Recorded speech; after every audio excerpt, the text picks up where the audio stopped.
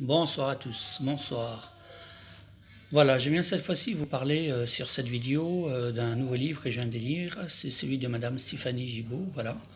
La traque des lanceurs d'alerte. Préface de Julian Assange. Voilà, donc un livre que je viens de terminer et je vais vous montrer quelques paragraphes de ce que j'ai lu.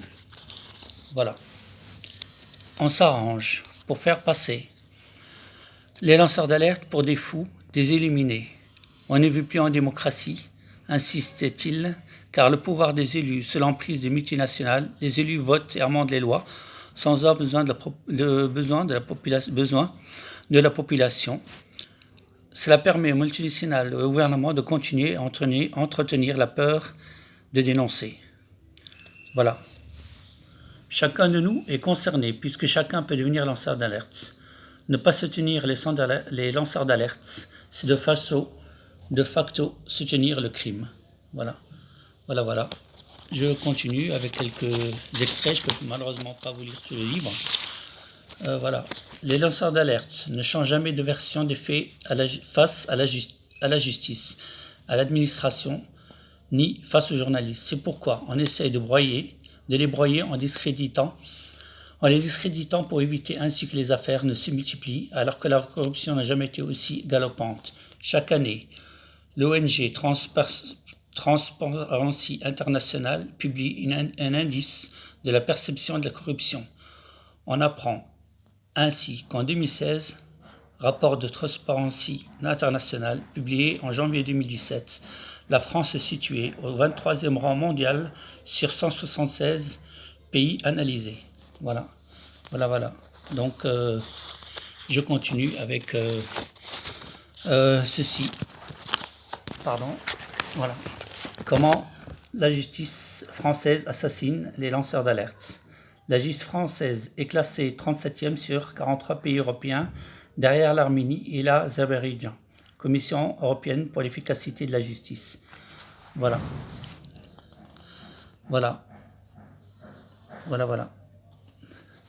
Donc je vous invite à lire ce très bon livre de Madame Stéphanie Gibault, La traque des lanceurs d'alerte, comment nous sommes traqués aujourd'hui. Et malheureusement, beaucoup se suicident après des années de combat. Chose que je ne ferai jamais, étant donné que je ne suis pas du genre à me suicider, mais plutôt du genre à suicider ceux qui me traquent et ceux qui me cherchent des pouces sur la tête.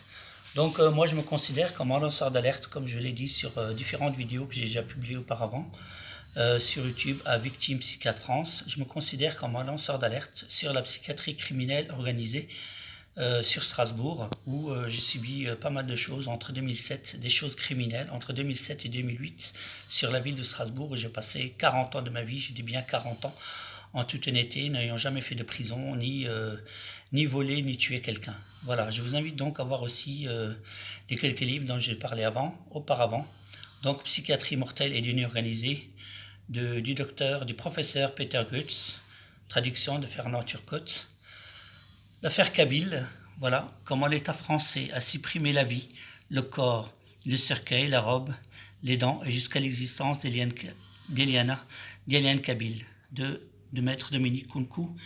Voilà, l'affaire Kabyle avec les trafics d'organes. Je vous invite à voir aussi le livre, si vous aimez lire, L'Ici Monac, Dors, demain ça ira mieux. Voilà, 3 ans dans l'engrenage des hôpitaux psychiatriques.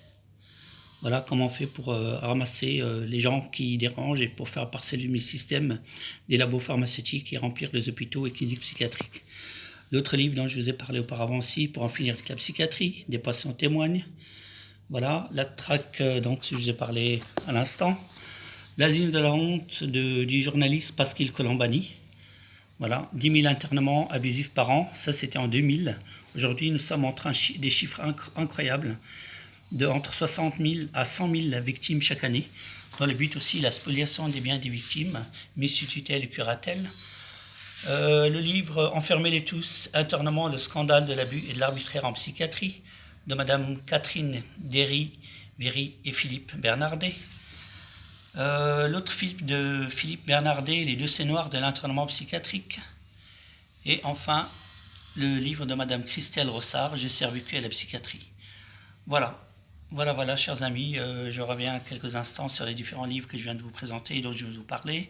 Donc, je serai que la psychiatrie, les décès noirs de l'internement psychiatrique, Enfermés de tous, l'asile de la honte, pour en finir avec la psychiatrie, d'or, demain ça ira mieux, l'affaire Kabyle, trafic d'organes, et psychiatrie mortelle et déni organisé. Voilà, avec toutes ces preuves, si vous croyez que je suis un fou, alors vous devriez peut-être consulter autre chose qu'un psychiatre, parce que la psychiatrie, on sait bien qu'elle n'a jamais soigné personne, elle ne fait que droguer et mettre les gens dans le mal-être et vous pousse au suicide avec les médicaments.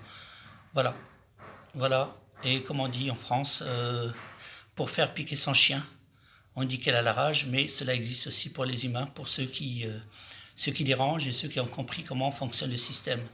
J'ai téléphoné à pas mal de députés, de sénateurs, malheureusement, tous se réfugient sur la séparation du pouvoir entre les parlementaires et la justice. Mais puisqu'il y a une ministre de la Justice et Madame Nicole Belloubet, sous Monsieur Macron, nos députés sont là uniquement pour être payés, malheureusement. Je fais cette vidéo, mais je la partagerai sur leur page Facebook. Ils sont là pour être super payés, bien sûr, parler, mentir et se taire, malheureusement. Voilà, malheureusement, ils ne sont pas au courant de toutes ces affaires. Par contre, ils s'inquiètent, ils votent des lois contre le voile que portent certaines femmes musulmanes, ce qu'on appelle aujourd'hui, nous sommes devenus les boucs émissaires de l'État français.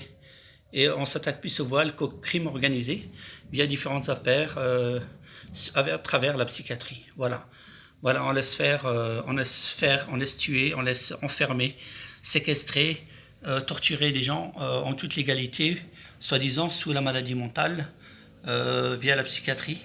Mais malheureusement, ça, nos députés, 577, 348 sénateurs, ce qui fait quand même pratiquement 1000 parlementaires, sont carrément muets, silencieux sur ce qui se passe via la psychiatrie.